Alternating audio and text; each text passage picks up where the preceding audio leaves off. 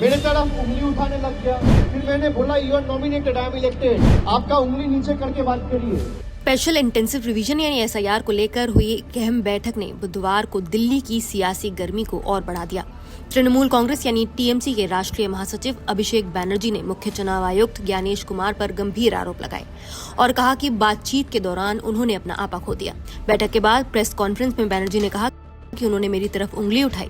मैंने कहा आप नॉमिनेटेड हैं, मैं चुना हुआ हूँ, उंगली नीचे करके बात करिए। मैं अपनी जनता को जवाबदेह हूँ, आप अपने बॉस को। हम लोग जो यहाँ पे बैठा हुआ है जनता का वोट से चुना हुआ है। बीजेपी के बदौलत खाली आपका एक नोटिफिकेशन का बेसिस पे मैं यहाँ पे नहीं आया हूँ। We are answerable to the people at large. You are answerable to your masters. I am answerable to the people of my state for whom we have come here to ensure none of them are left behind from the final electoral roll when the list is published. अभिषेक ने कहा कि जब उन्होंने चुनाव आयोग से सवाल उठाए तो ज्ञानेश कुमार की आवाज ऊंची हो गई और माहौल तनावपूर्ण हो गया। उन्होंने चुनौती देते हुए कहा, अगर हिम्मत है तो ज्ञानेश कुमार मीडिया के सामने आए और अभिषेक के बयानों पर सफाई दें। अभिषेक ने यहाँ तक कह दिया कि वोट चोरी अब ईवीएम से नहीं बल्कि वोटर लिस्ट से हो रही है। ये वोटर लिस्ट में चोरी हो रहा है, सॉफ्टवेयर से चोरी हो रहा है, ईवीएम से चोरी नहीं हो रहा है। बिकॉज ईवीएम आपको चेक करने का मौका मिलेगा। You are not getting to understand what algorithm they are running and what kind of software they are using to remove 50 lakh 1 crore voters and disenfranchise them. Abhishek Banerjee ने प्रेस कॉन्फ्रेंस में दावा किया कि देश में वोट चोरी अब मशीन से नहीं बल्कि वोटर लिस्ट में गड़बड़ी से की जा रही है।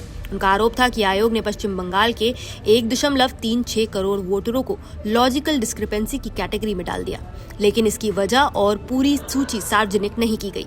उन्होंने कहा 7 करोड़ 66 लाख वोटर बंगाल का वोटर लिस्ट में था। 58 लाख वोटर निकल गया, अब 7 करोड़ 8 लाख वोटर है।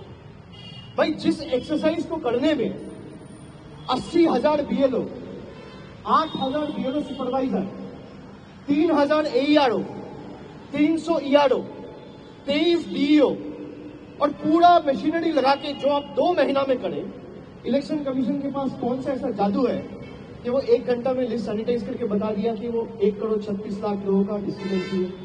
जादू का छड़ी क्या है?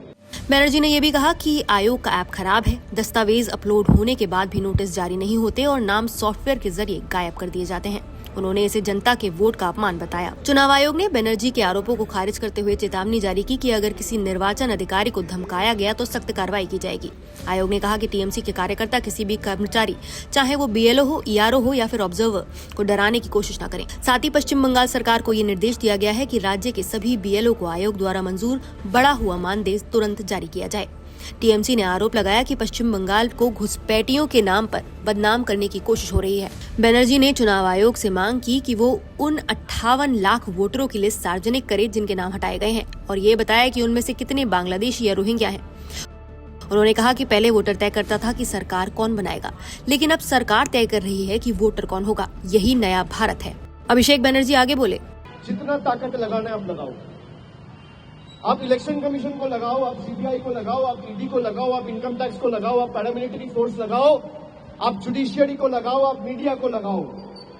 जनता हमारे साथ है।